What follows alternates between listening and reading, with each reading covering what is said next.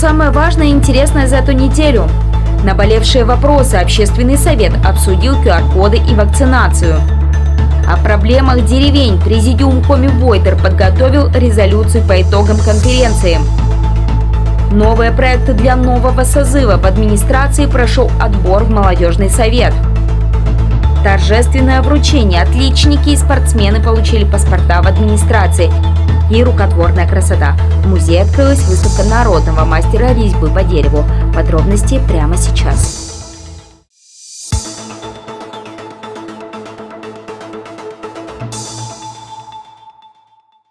В Куйбышевском районном суде озвучили приговор по гражданскому иску прокуратуры Ухты.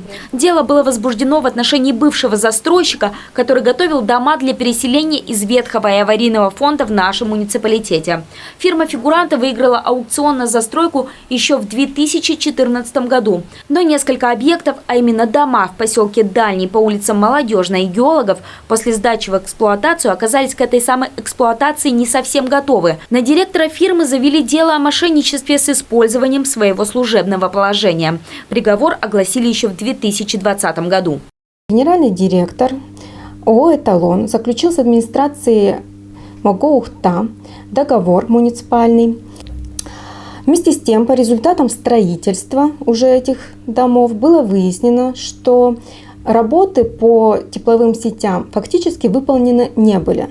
То есть у нас, получается, генеральный директор предоставил недостоверные сведения, недостоверные документы о том, что были выполнены работы по тепловым сетям. Именно задолженность за эту работу и была вынесена в отдельное судопроизводство. Суд района, где постоянно проживает фигурант дела, иск Ухтинской прокуратуры удовлетворил.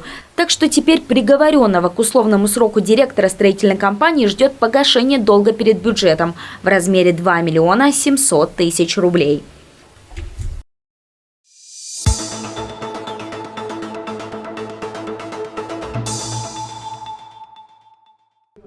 Общественный совет Ухты провел круглый стол по наболевшим вопросам, которые коснулись пандемии коронавируса.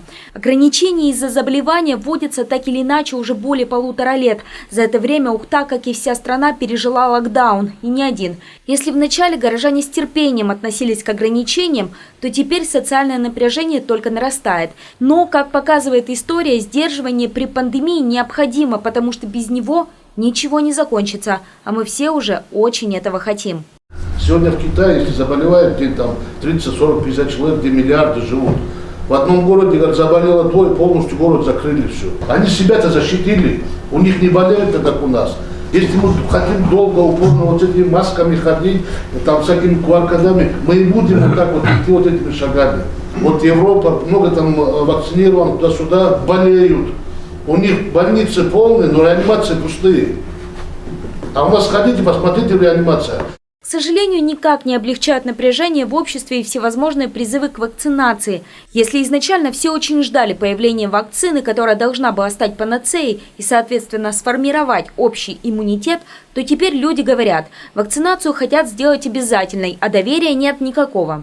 На 2 лагеря общества разделили и QR-коды. Одни считают их необходимой мерой, чтобы обезопасить здоровых от ковида, другие оппонируют. Это нарушение прав и свобод.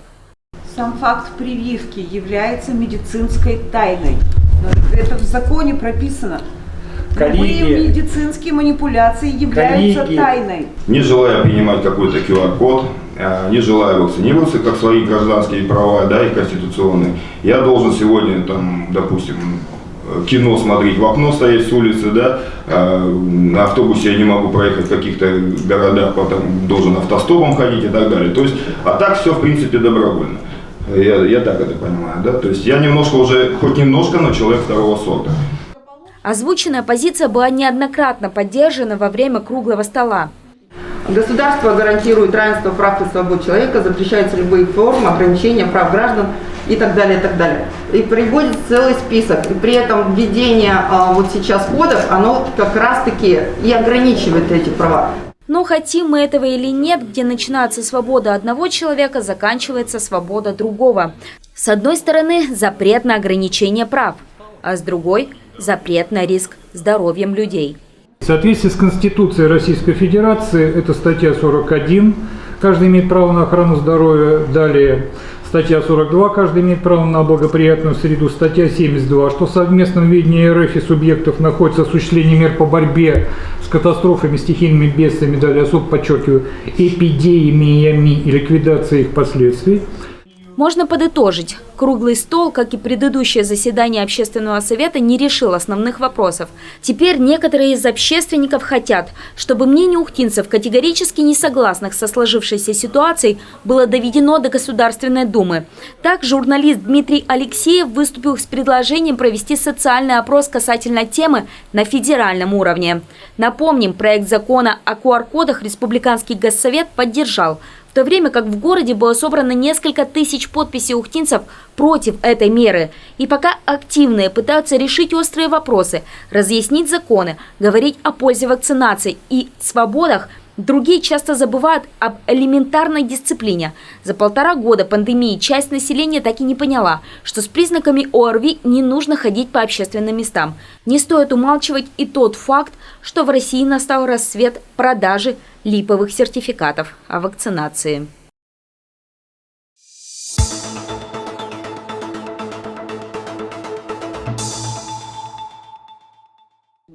В Центре Коми-культуры прошло заседание президиума ухтинского представительства региональной организации Коми-Войтер.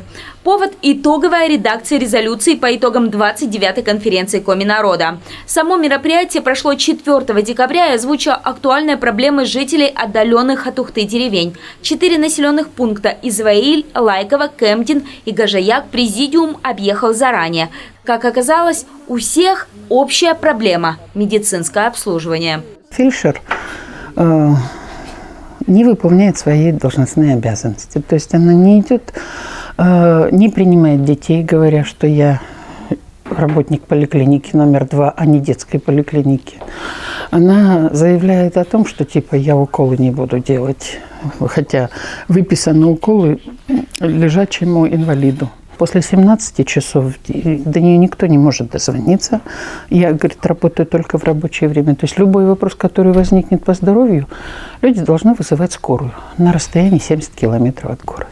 Все 4 населенных пункта обслуживает один фельдшер, так что эту ситуацию ухтинское отделение Коми-Войтер хочет донести как до муниципальной власти, так и до главы Коми и руководства Минздрава, чтобы они разработали пути решения сложившейся проблемы и приняли меры. Также в текст резолюции вошли вопросы к республиканскому отделению общественной организации Коми-Войтер.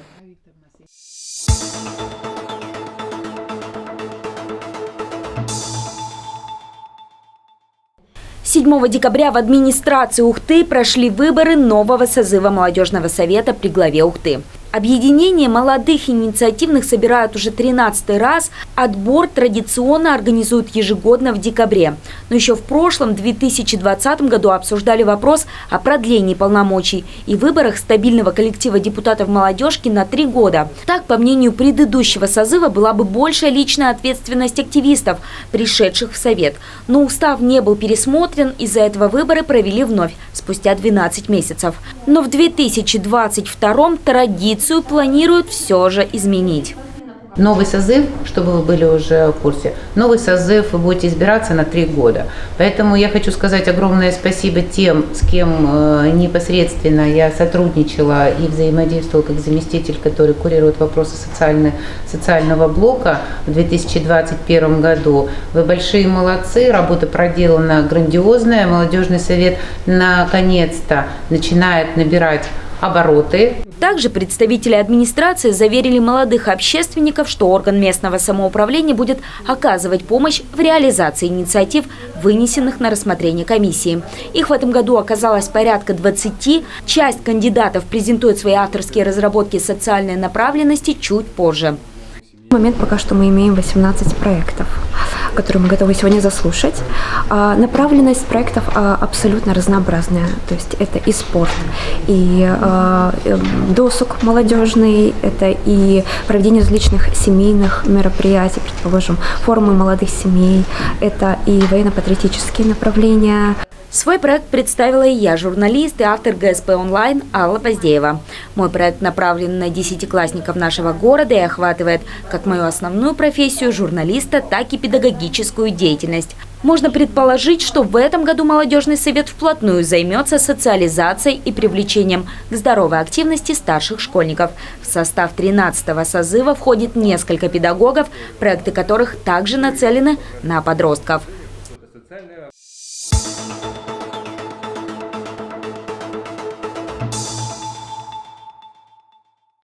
Накануне Дня Конституции Российской Федерации, который отмечают в стране 12 декабря, в администрации Ухты прошла торжественная церемония вручения паспортов школьникам, отличившимся в учебе, спорте и творчестве. Все они по праву могут быть гордостью своих родителей, школ, ну и, конечно же, Ухты. Я очень люблю спорт, я очень люблю музыку, виды спорта: футбол, акробатика, гимнастика и еще в добавку лыжные гонки. И музыка, то есть хорошо получается играть на фортепиано и петь. Главный документ россиянина 14-летним подросткам вручил глава муниципалитета Магомед Османов, пожелавший юным горожанам и дальше развивать свои таланты. От родительского сообщества перед юношами и девушками выступила Анна Савченко, педагог школы номер 2, которая озвучила емкое поздравление, вместившее в себя, пожалуй, основные возможности документа в красной обложке. Голосуй и путешествуй, заявляй свои права. Документ ведь самый главный есть отныне у тебя. Конечно, хочется пожелать этим ребятам, сегодня их в администрации было 11, и их ровесникам побольше положительных поводов для использования самого главного в стране документа. Пусть интересные поездки и проявление своих гражданских прав станут в этом списке лидерами.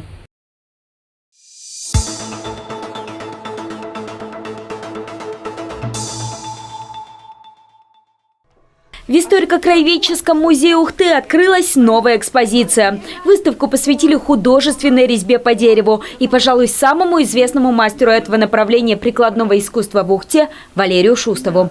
Выставка носит название «Рукотворную дарю красоту» и является юбилейной для прославленного автора. 30 лет назад Виктор Дмитриевич впервые представил в этих же стенах свою первую персональную выставку. 20 лет назад он получил звание народного мастера России. И это далеко не весь перечень юбилейных мероприятий для автора экспозиции.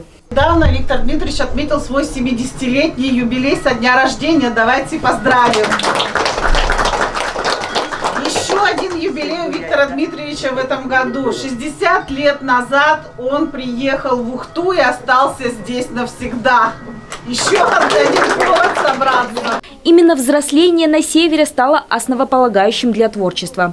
Виктор Кустов вырос на берегах Печоры. С 10 лет буквально пропадал на рыбалке и охоте. Был в непосредственной близости с природой Коми. И уже будучи взрослым, состоявшимся авиаспециалистом, начал ваять из дерева. Первое изделие было шуточным. Гориллу, вырезанную из древесины, постоянно норовили утащить специалисты геологоразведки. Статуэтка носила звание «Труд сделал из обезьяны геолога».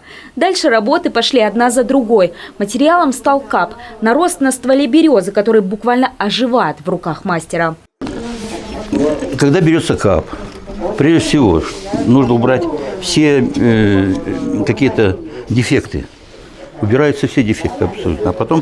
А потом уже начинается, в общем, начинаешь смотреть, что из него можно сделать. Уже в необработанном материале мастер видит очертания будущего изделия.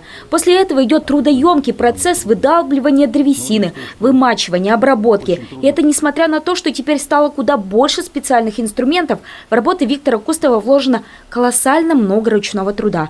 Так мастер пропитывает маслом и полирует волоком каждую чашу. В среднем кропотливый труд над одним изделием занимает месяц.